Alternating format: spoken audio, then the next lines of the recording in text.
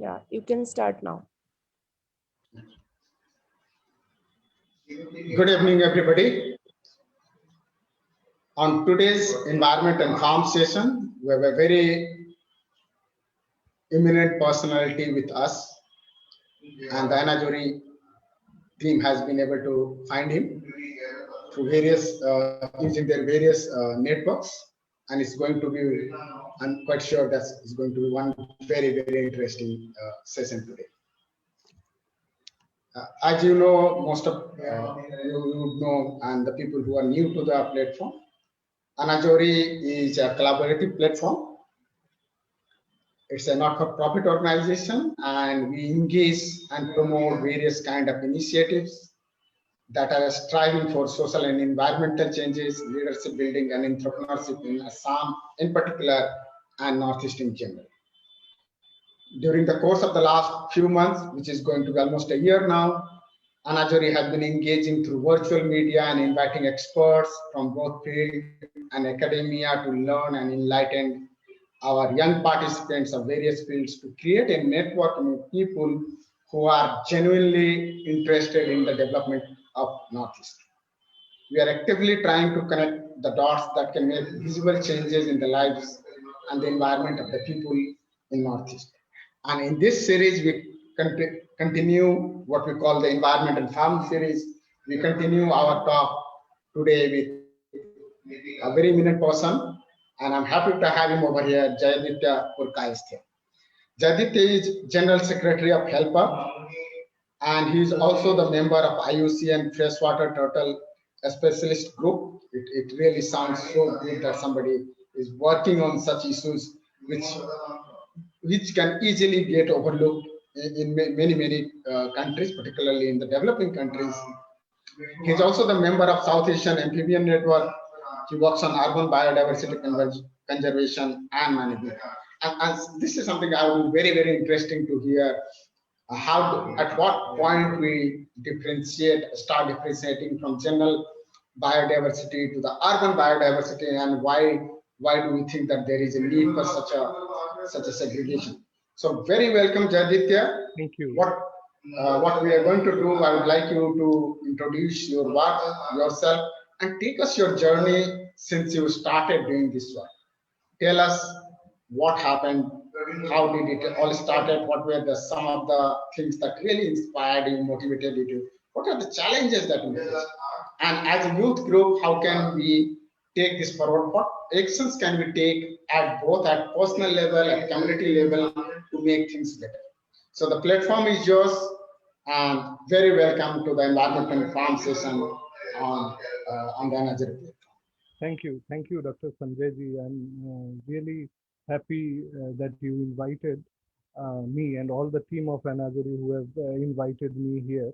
And it's such a nice thing that you are using the opportunity where corona infection is like again rising, and the virtual medium is one medium where we can take the full benefit of whatever is happening, so that there are black dots, but there are silver linings. So there are many during this period.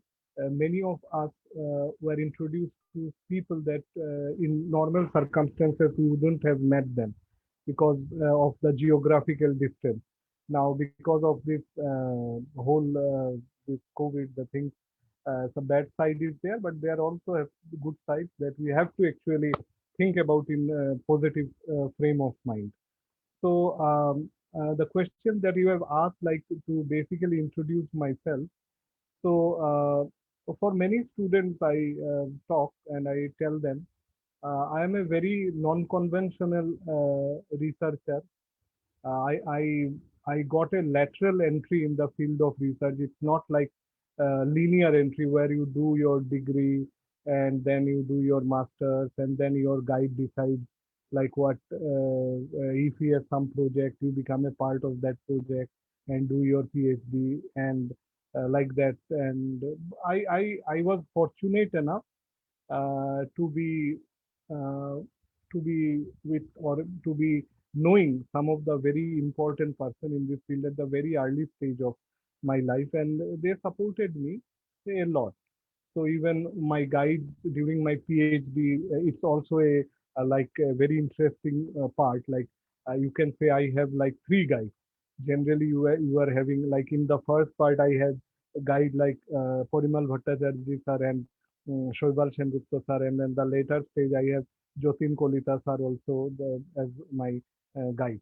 So and then I had the full freedom of during my PhD to do my work, and that is what changed the things. Like mentors means a lot. I don't know. I know many of you think that YouTube can help a lot. You can learn lots from YouTube, and it's true that you can learn lots of from YouTube. But mentors till date, mentors that Gurukul system and till date that holds good, because in YouTube video you learn, but the troubleshooting part where you are stuck in something, a point, like learning, I believe more than learning, it's how you deal with the troubleshooting of that thing. Like even with computers, you install window and everything is done, but suddenly some unexpected error comes up where you with the keyword, even if you search in Google, it do not give you answer. So you need an expert or a mentor at that point of time. So these I was touched by some of the angels, and still today, like globally, uh, uh, I am touched. I am in touch. I don't know, because like you are doing Anajori, I started doing in Anajuri, you are doing this talk. I started doing a talk for Heart Talk, where I invited throughout the globe the who's and who's in the field of research, and all of them agreed to come. And I believe that is their. It's not all about their research, but about their big heart. That most of the researcher, I know I am talking little stereotype or maybe boring, but I think these things are important, because as a researcher, education should give you a broader mindset. But here, when you see your mind is shrinking, you should retrospect or introspect your education. That education, actually, then it is not the right education that you are getting. The thing which shrinks your mind is not a right education. And I see that so-called educated are having very shrunk up mind and their heart. So we have to get rid of that, first of all. Secondly, uh, as I said that I was a lateral entry. I was not very good in academics, like most of you who passed most of the degrees with flying colors. Everything came very hard to me. Like even like sometime to get over the line is also tough for me at one point of time. So then I had to take something where competition is not high, where I was thinking what to do so that I can override the competition and go to a place where I can have a more secure position. So most of the people were doing in wildlife, mammals, big mammals and primates and butterflies, fishes, lots and lots of good brains were working there. Great people were working there. So I always realized that I would be always a second fiddle, and I would never be able to, you cannot overtake Sachin Tendulkar, you cannot overtake Kishore Kumar. You will be always be labeled as the second Kishore Kumar or second Sachin Tendulkar, and it will not help you to make what you are. You will always People will forget your name, but remember you are second Sachin Tendulkar, and that is what I never wanted for me. Even if it is small, it should be uh, what is a stump of myself.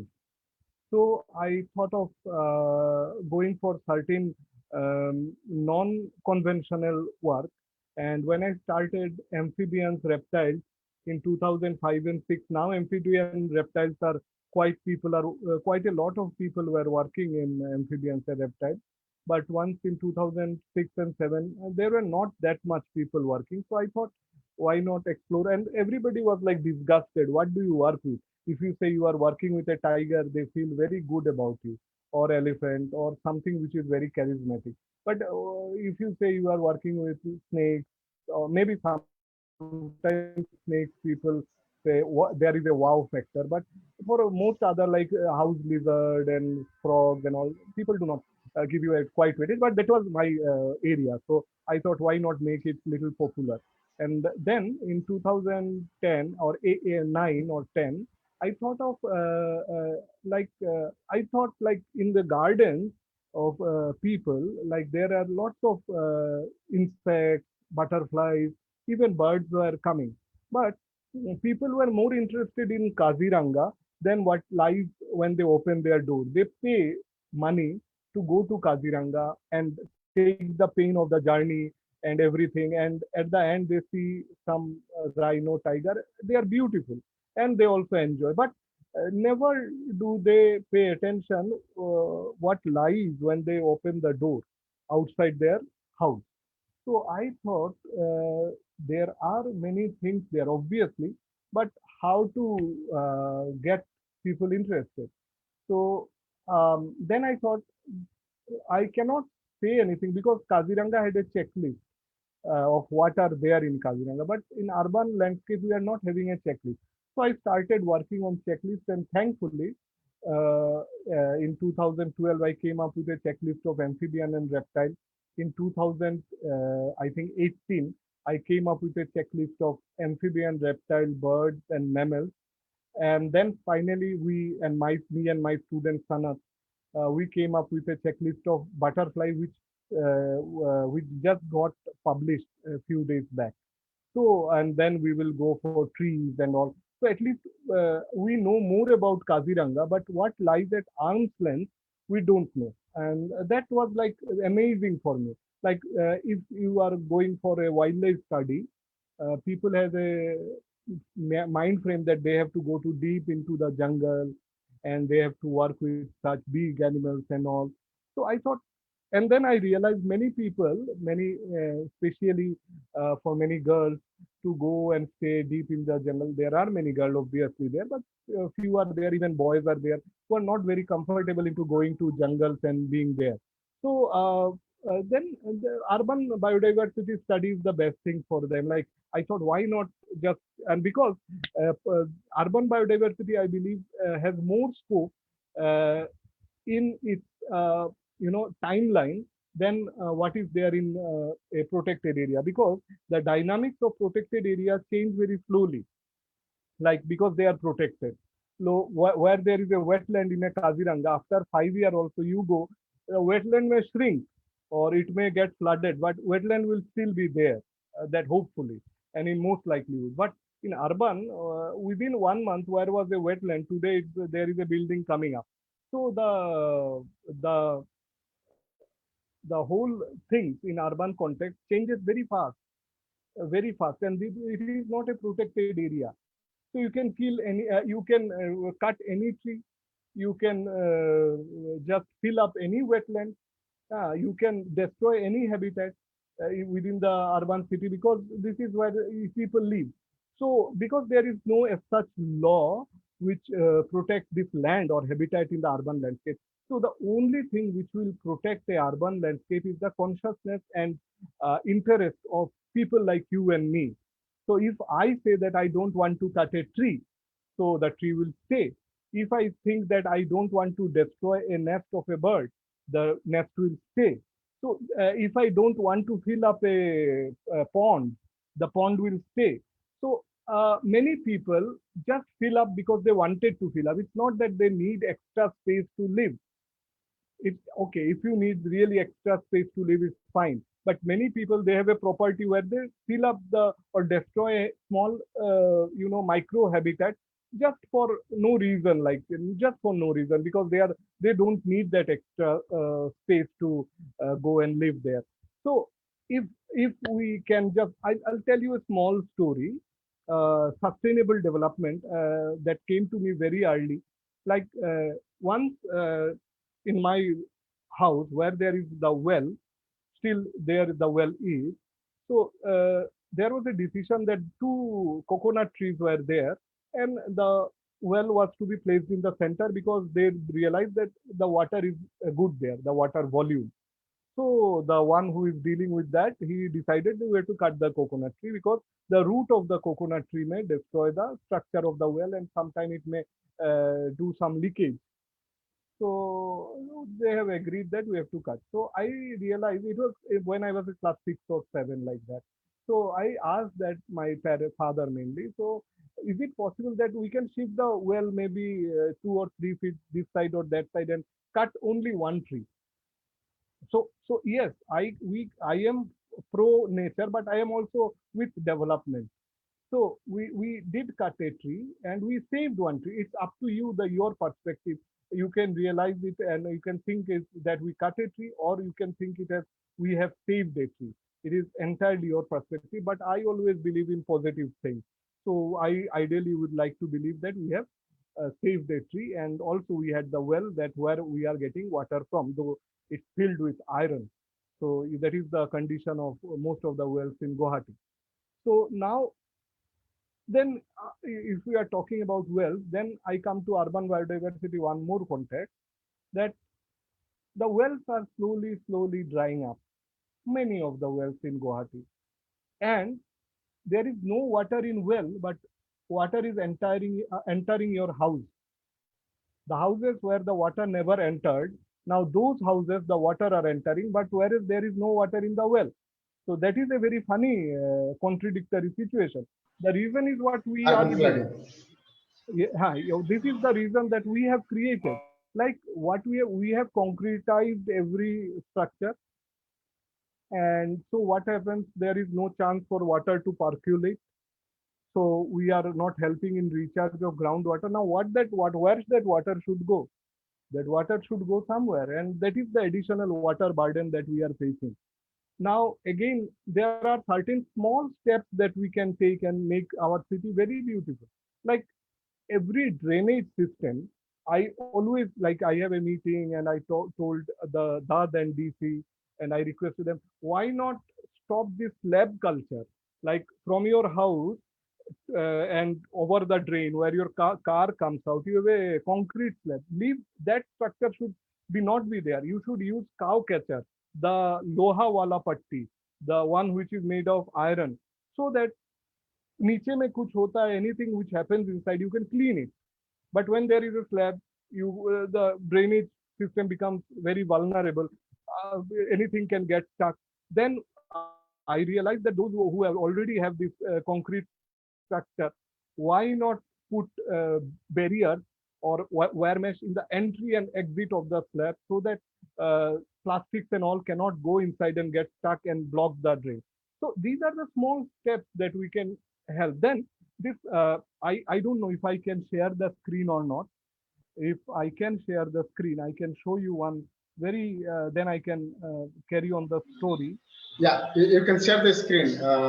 Rajshri, or can you please allow Jayaditya to get access to the screen share, please?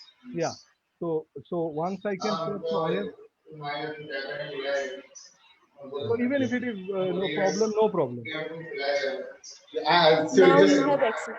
Okay. you Thank you. can, you can. Okay. Thank you. So what I do is I share this screen, if you can see. So see, these are small steps that we have taken. So if you see here, so we created, see, now in urban biodiversity, why people intervention is a must. See, in nature, we don't need intervention. Nature can take it uh, care of itself very well. So why we have to intervene? Because we have done some negative. So now we have to do some positive to come down to the center again, zero. So net will be zero. So that is what. So these bird boxes we created for sparrows and other birds. Why? Because in old we have cut down lots of trees, and in old days there were Assam type houses where many birds, mainly sparrows, can build their nest. Now this all the Assam type houses are replaced by RCC, where there are no gaps, no crevices, no cracks where birds can make their nest.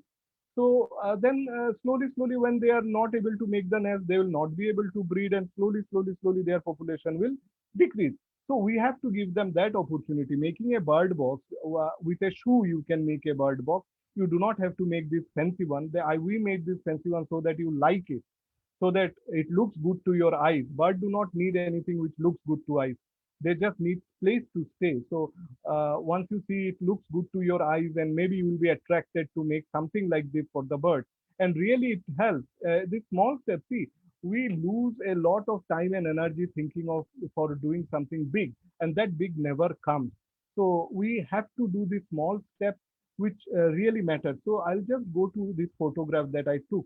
This is a photograph of my neighbor. This is a magpie robin. So they switch on their pump uh, at 3 o'clock every evening. And this magpie robin comes to drink water from the leakage of the pump pipe. So you see, there is a very painful story that it has to be dependent on a small drops of water. So what have we done? So actually, we have just sealed all the water body in the name of beautification. So see, this is a shame. We naturalists, we go to forest areas and fringe areas and in the village areas and go and give lectures on how to conserve biodiversity to those forest people. But in those places, biodiversity is doing much better than what it is doing in my home. So I have no right to go and teach them. If they say that you have exterminated all biodiversity in your place, and now you have come to teach us how to conserve, we are better placed than what you are doing. So we, when we preach, we have to practice. So this we have to have some water source open for birds. So I'll give you a very small way to do it. You can keep, everybody says that you can keep a bowl of water, but after 3 day, 4 day, 5 day, you feel bored and you forget. Why not in your roof, you make a garden of water lily or small water garden, like which has lotus or water lily. And in Decathlon, you can find this inflatable tub. Bring that inflatable tub and fill it with water and put some lilies and lotus there, and it will keep you happy, and also the biodiversity like birds will be also happy, because whole locality can have a sip of water from your what you have created. So this small step, I think, will go a long way when it comes to conservation of biodiversity. So again, in long back, like I think it's 2012. So again, to get people involved, we launched a campaign known as uh, My City Animals. So you'll be happy to know that the Guwahati is the only city in India still now which is having a city's animal. Like India has a national animal, Assam has a state animal, but we need to know about micro level. Micro level we need to see, because many in the Guwahati may not have seen a tiger in the wild, or maybe a rhino, because he has no chance to go out of Guwahati because of his lifestyle. But what stays around him is more important, where he can stay. Someone living in the Guwahati cannot directly save a rhino or directly cannot save a tiger. But what lives around him, he can save. And again, when rhino was made the state animal, nobody asked us. Government felt like, and this is what not very democratic. But it is very good that rhino became. And also same for tiger, nobody asked us. But in a democracy, public participation is a must. So the city's animal of Guwahati was done through public participation, where we had a voting open. We did voting in shopping malls, colleges, through internet, through papers, all the newspaper cover, and it was a huge program. Basically, we thought to it to be small one, and it turned out to be a huge one. When you do some good, I think people start gelling into it, and it becomes really big. And finally, we had three contender of city animal, and three of them were endangered, like greater adjutant stork, Ganges river dolphin, and then black softshell turtle. And then people voted, the highest number of votes were for Ganges river dolphin. And then this became the city animal of Guwahati. But unfortunately, that is, I am ashamed of. Like after that, that this is the problem. I sometime now I realize that if we don't know follow up, we should not start any initiative. We flowed with the force, and so many people committed that we will do this and that, after this become this. and we are still like after that I do not know that we could not punch anything very big for, like, apart from making checklist and all for urban biodiversity. Now we are again very active in this field and trying to do again in volumes of work for urban biodiversity, because I believe nobody is standing for a group, and when you stand for a group, it means a lot for that group. And very few people are working for urban biodiversity. Even a small step for on urban biodiversity, like we made a video through our sister channel Inside Out, that Gandhi on the Gandhi Mandap. Take that a classical example, that Gandhi South Shorania Reserve Forest. The Gandhi Mandap is in South Shorania. Those who are in Guwahati, they will know. Gandhi Mandap is in South Shania Reserve Forest, is a reserve forest. So at one point of time, Gandhiji may have visited that place, and so on and so forth. And Gandhiji, there is a very pro-nature person. So he loves nature, and he has done lots for nature. And there are lots of quotes of Gandhiji on nature. But the in the name of development, what has happened to Gandhi Hill? The the the hill now looks quite barren, like a bald person. Lots of hair are missing. Lots of trees are missing from Gandhi Mandap. So yeah, obviously the good paved road and all, it has been done, and this is good. Now this is a time we should do more plantation there. We should come up with plantation drive. So whatever has lost, we have to regain there, because you won't believe Gandhi Mandap at one point of time we used to get like 24 to 20 a single evening walk or morning walk. We used to get 20 species of birds. I think highest number I got 23 species of birds in one evening walk. Now you will get only five, six, like this. Like only the one which is not very commonly seen in Guwahati, like a blue-throated barbet, tree pie, these two or three jungle babbler, three or four such birds.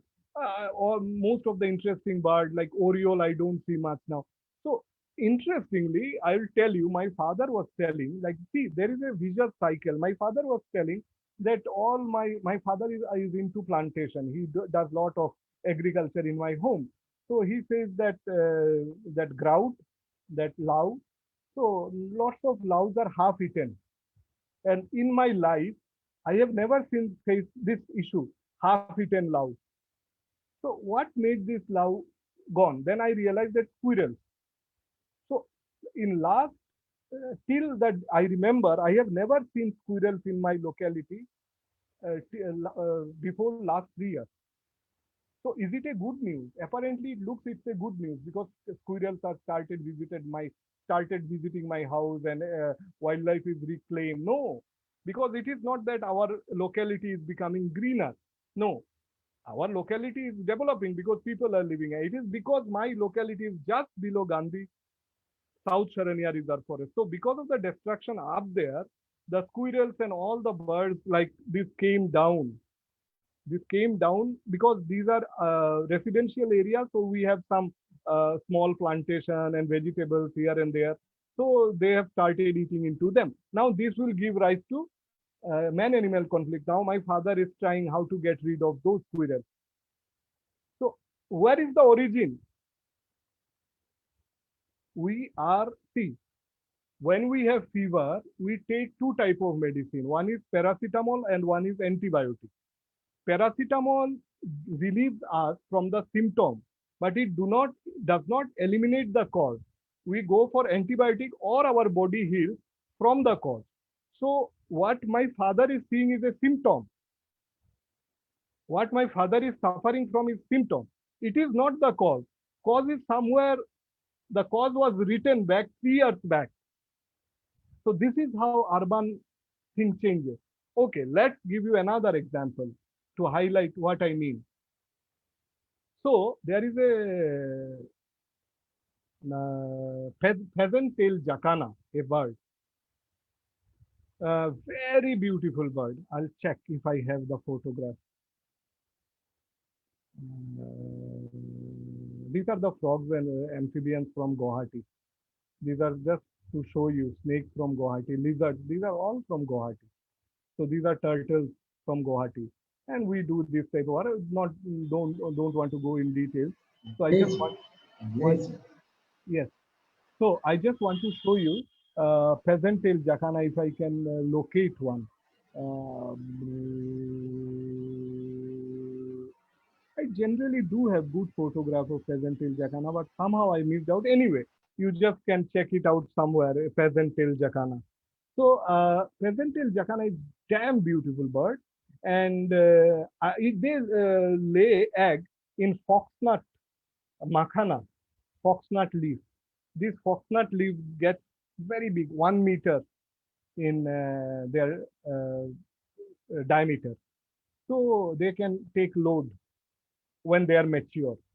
So now, for the last 3 or 4 years, I am seeing that the breeding, I don't see much baby jacana, pheasant tail jacana.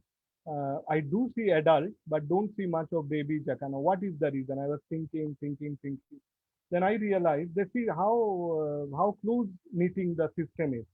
So you see, jacana lays egg round about April, and when the jacana lays egg, this foxnut leaf is in the full size. Foxnut leaf is in its full size, where it can take the weight of the egg of the jacana. So there is a relation. Now, because of siltation from Guwahati and other places and everything, Deepor Bill bed has risen up. So the jacana starts its journey from the substratum base, and whenever it touches the surface of the water, the leaves start becoming big.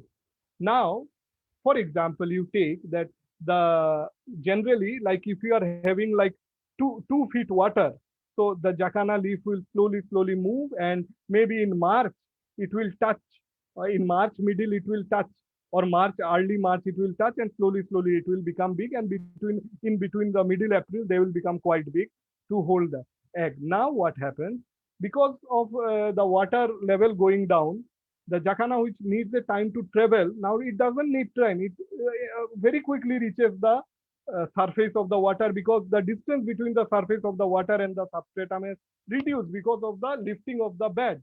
Now they reach the surface maybe in late February or early March, and the leaf blooms in March, maybe March end, and slowly in between mid of the April, these leaves become old, and they become flaky. Now, when jacana lay egg, they cannot hold the egg, and egg gets drowned.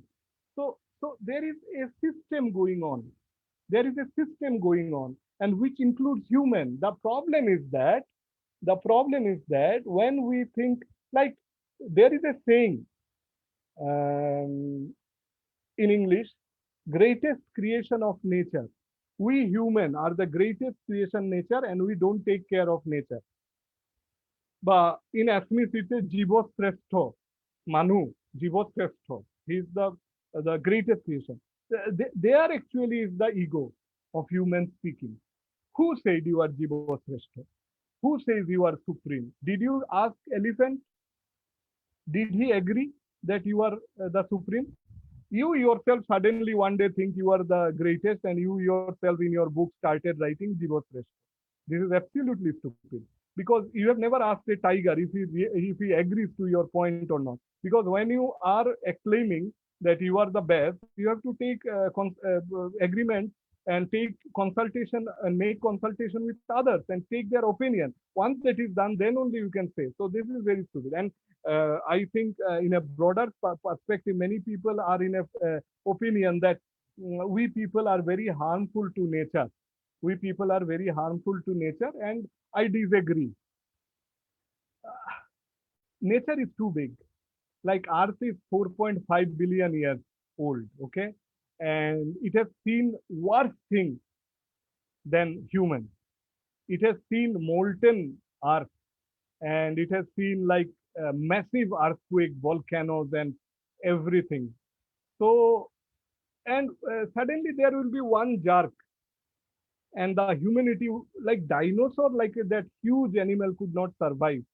Human are, it's not about, Earth just kept human for some reason. And you see, if you see, The nature is a very brilliant mechanism. It will take you at the top and then throw you off the hill. It took the dinosaur to the top of the hill and then it threw the dinosaur and it vanished. So we are at the top now, and then there it will be our number to get vanished. And I think that makes sense to many point, because you see, I wrote a article long back in Science Reporter, End of Man. So if you see it, and it's scientific, it has scientific basis, that it also applies to urban biodiversity, because human are, if you talk human urban biodiversity in absence of human makes no sense. So if you see, we have X and Y chromosome, and females do have only X and X, and males have X and Y. So what makes us male is that Y chromosome. So now X chromosome has almost 1,000 genes, but Y chromosome now have only 80 genes. So Y chromosome is slowly losing its genes, in a process of losing its genes. So you see, the man that used to be in Mahabharata and all, we are not that manly a man, because we have lost lots of manly genes, and it is going on. And then there will be end of sexual reproduction, and then either female have to carry on with parthenogenesis, where female produces fertilized eggs, or it is end of the mankind. So nature is very clever, and it knows much better than what we think of.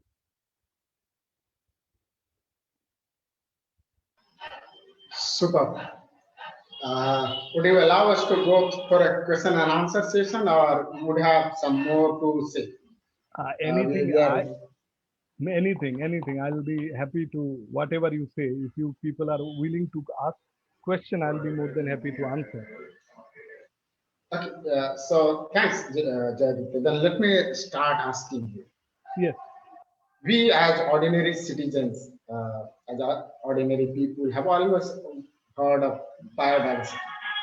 And this segregation, I'm not sure how old is this segregation of urban biodiversity and biodiversity in general. And why do we think, you have already dropped few hints that why we are thinking of urban diversity, why this segregation, and how best you can explain it for ordinary people who are not much into this subject, but who certainly love to hear. So urban biodiversity, basically, it's not that old. The term may have been old, but the work that has been started, it's not that old. And because people were primarily focusing on the hardcore biodiversity thing. Now the question is, the important part, I think, would be why you need to work with urban diversity more nowadays, more and more, because if you see, according to the UN Habitat report, urban population of developing world grows at a rate of 5 million people per month. So you can think 5 million people are occupying urban areas, and it's 10 times the rate in the developing country. It is having more.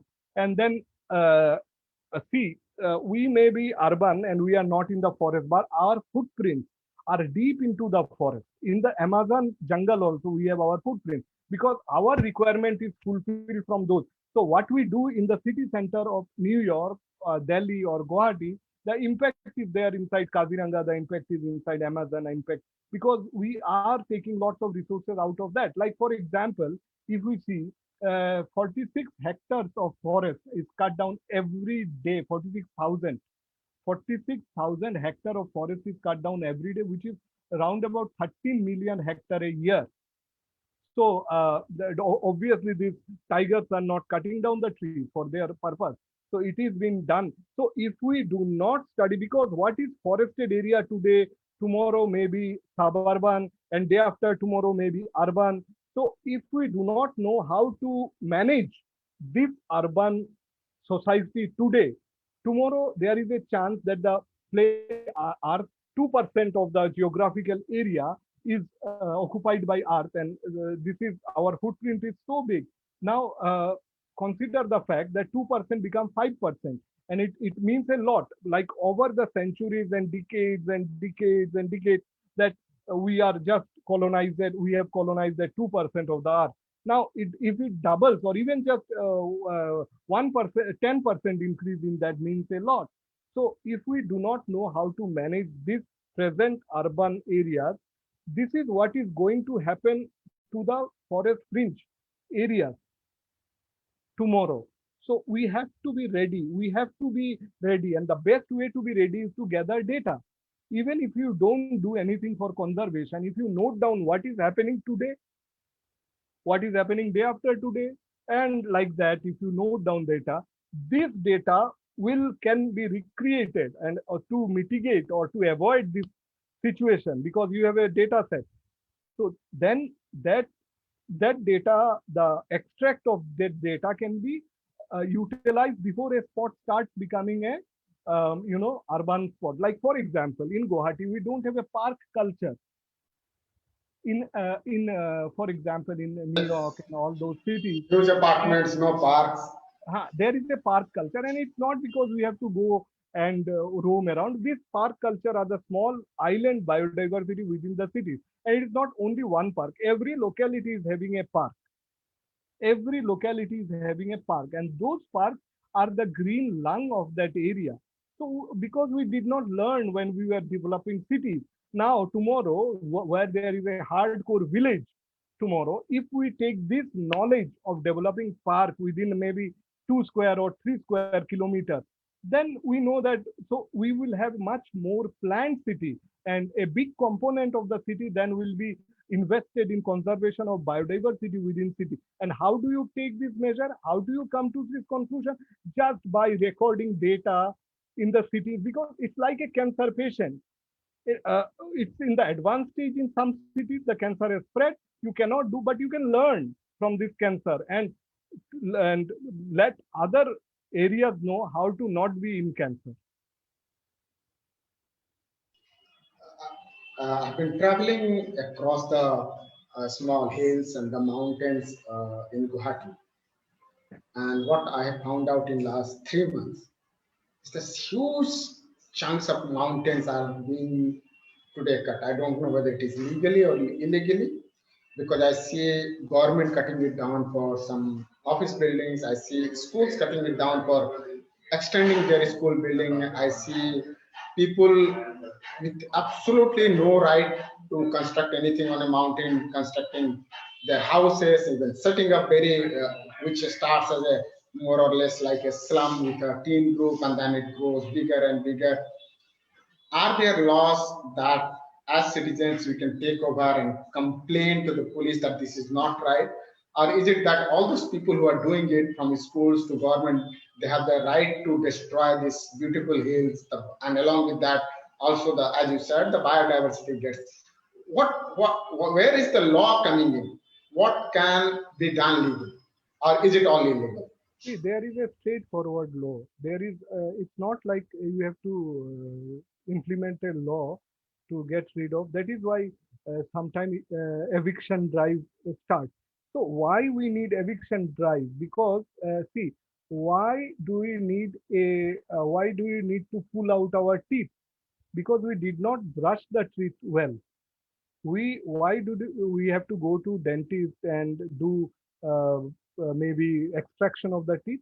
Is because we did not do the regular thing very nicely, brushing, because we are like too much into, we neglected it. So when the first people start settling in a forested area, which, if you can just stop them, then there is maybe, I don't know, there may have been some corrupt practices or something where that one person starts settling. I feel it very bad when people start making their home. Okay, I understand biodiversity and I also understand the humanitarian ground. So, but once they have constructed a home, they have settled their life, they have bought kids and they are living, and then suddenly you go and say, we are in an eviction drive, why do you stay here? Now, the question is, it's not their blame. I don't think it's their blame. Why? Because they are not Ambanis or Adanis, they are living in the hilltop.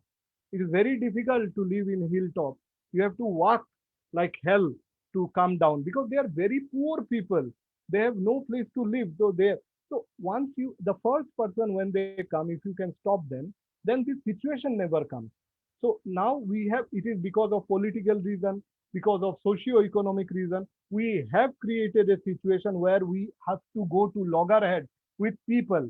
We have to come in confrontation with people to conserve nature. But in the first place, it should not have happened, because we have created that.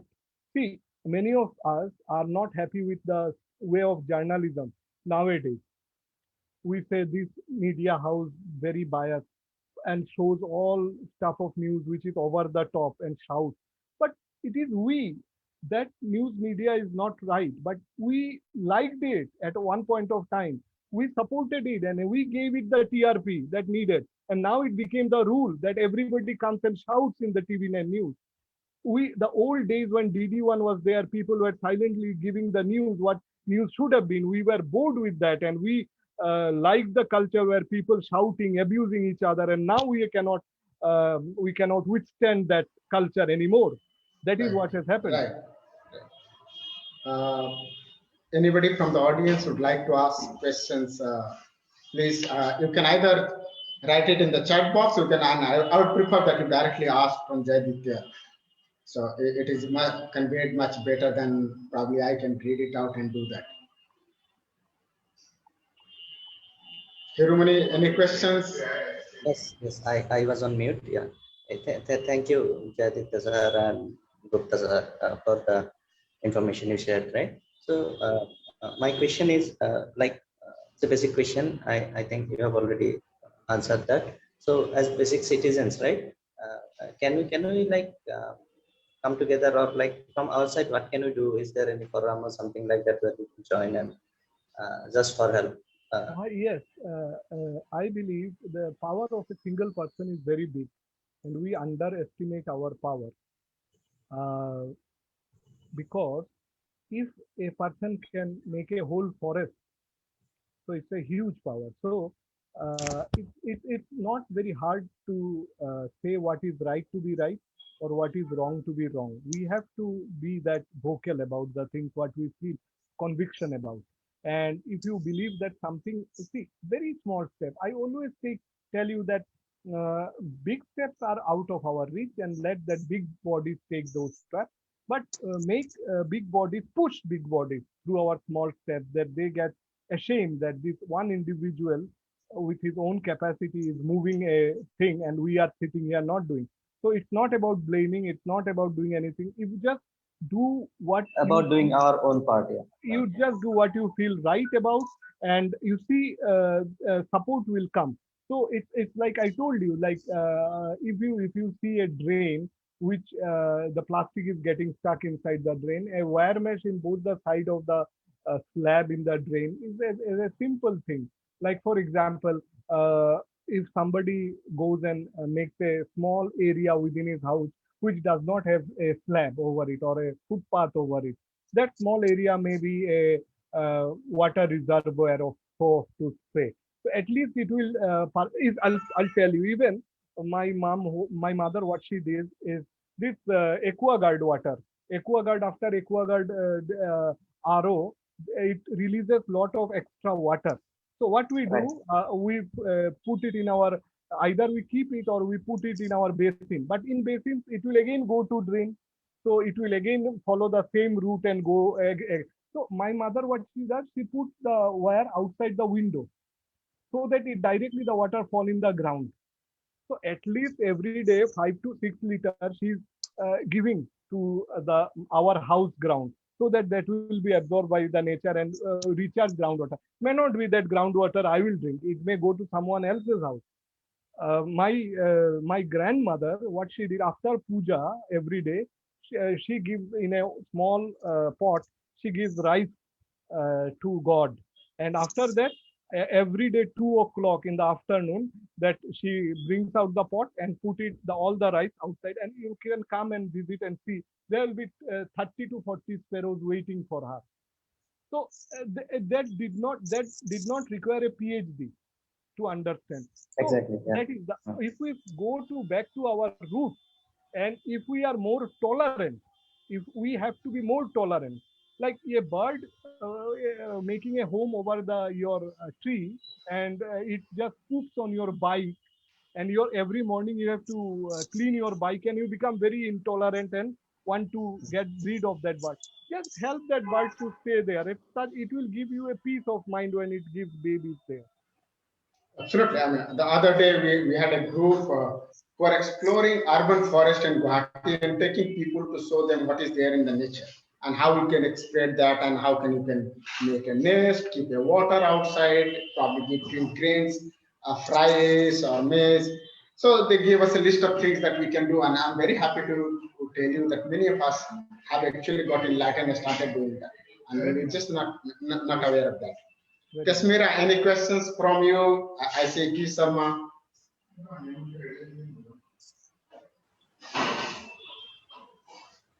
Kasmira, can you hear me? Yeah, maybe by that time, uh, Jayaditya sir, my question was little kind of. I'll go again. Okay, this is okay, right? Yeah, we can My hear mother. you. Yeah. My question is like, I agree whatever you said right just now, right?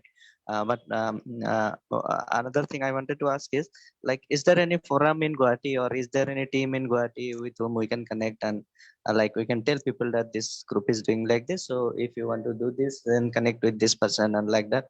Maybe for the preservation of the birds or anything. Kind of. I know about Inside Out. I have been with them. I have been uh, to their tracks, and I know about the teams who are winning Guwahati also, right? So that team, and I have met a few of the members. But my point is, if somebody is working on the birds or any particular area, right? So is there any particular online forum or anything, any group, WhatsApp group or something, where if somebody wants to contribute, maybe they go there and they do their part, maybe, because doing alone is kind of little bit, it's I know. I know. yeah, most of the times we cannot do it alone, but if we have a group, then it becomes easier to do, right? So For yeah, example, yeah, I'm for happy, example, suppose, Hirumani, that you asked this question. yeah, right. So so for example, myself, suppose I get maybe 1 2 hours on a Sunday, then if possible, then I can do something with a team, right? So something so like that I'm asking. so so, Uh, it, so I don't see the problem with groups. I will tell you, Mhm. WhatsApp group and all. They are very good. But the problem is, after 1 month, this WhatsApp group will start with flowers and good morning messages. Yes. So they will get dissuaded after 1 month. So what you can do is, you can create a very strict group. You can involve Inside Out, then Midway Journey, like Fridays, or this, whoever you know who are like-minded. It does not have to be a established group. We are doing for urban biodiversity. They are young students of mine, and there are many young people are there. So you just you create a group yourself, and make those people there, and only talk when you are having something which is Something connected to the group. relevant to, yeah. Yeah, Yeah. not like I have got an award for doing something. That doesn't make any difference to anyone. Mhm. Can I add something, Yes. Jayaditya? There is a very important information that probably Hirumani wants, and I can share that. There is a group called Inside Out. Hmm. Yeah. Maybe Jayaditya already knows. Yes. Yeah, So I there, also there is know them. Yeah. Okay, so they do this fantastic forest walking, Yes. particularly in and around Guwahati. Yes. And they are into biodiversity, they are into protecting animals, including as small as a sparrow that everybody can contribute to. Hmm. They are into rhinos, they are into everything. Hmm. So that could be a group that can really enlighten you. And they're a very passionate group of youth. True. True. Yeah. So Yeah. that Yeah. is one group that you Yes. can get connected with. And there Right. are nowadays a lot of people going on Sunday trekking and all that. So we have So Yeah. about Yeah. this. so we So have to Sanjay sir, collaborate. Yes. yeah, Sanjay sir, I know Inside Out team members. I have been with them like 2 3 tracks we have done together to Garbanga and this Hangrabari National, this Hangrabari Reserve Forest, and I have been with them. So I know those folks. So is there anything else apart from that? Like, from you guys side, like if you are any of you are working on these areas, right? So maybe if not now, maybe we create something like that so that other So, people can also join, right? so actually, Inside Out, we are the members of Inside Out. So what we can do is, like, we can grow Inside Out, because anyway the group is doing, and you can, like, we can have a WhatsApp group for everyone who is interested, and I'll tell Shomi, Kaniket, and Rupankar and all Rupankar, yeah. to create the group, and so that like-minded people can discuss strictly the reason for which the group is created.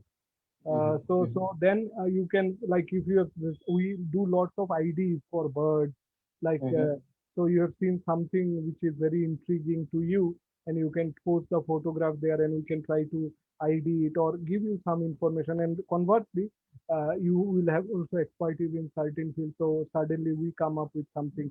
So this is actually, basically, we can make it a data exchange platform where people exchange their data and thoughts. So I'll discuss, and we can, you can be in touch with Rupankar, and we can Yeah, Rupankar, yeah. and what you can do is, you can just make a list of members who are really worth it, like who will really be serious, and make a note of their phone number, and we will just incorporate there in the group, and we will come up with a group which is maybe working, even if it is work slow, but will be working to a specific goal. Exactly, yeah. Thank you so much. We are exactly 1 hour now. Yes. And it has been really, really a good session. You are doing also live stream, and it stays on the Facebook, and people keep watching it. It's one of the good things that we have seen, that people do watch even after the session is over. Yes. I see that there are no more questions. Yes. So it's time to say thank you to you, Jaditya. It has been really, really good. Anajori, as a group, would definitely like to connect with you for some of the questions that Humani asked and some of the questions that other members will ask. So we may send you mails, somebody at the Anajori, if there are additional questions. Sure. So thank you, everybody, for being with us today. And we look forward to continue working on our different topics that we have been very engaged with. Environment and farm, it is public health, it is gender and sexuality, and we also work on animal welfare. So we have a series of webinars that comes up every week, and we do it as passionately, and we bring all the gems like Jaditya we have today. So thank you very much, and have a good evening. Just I will take just 1 minute. Sanjay sir and Jaditya sir, can you just like share your phone numbers where WhatsApp is there? I can share mine. Maybe I'll connect with you. You can just take down, you can just take down my number. Okay, I'll write it down. Yeah. 98647 7 53929. 53929. 29. You were saying? Yes.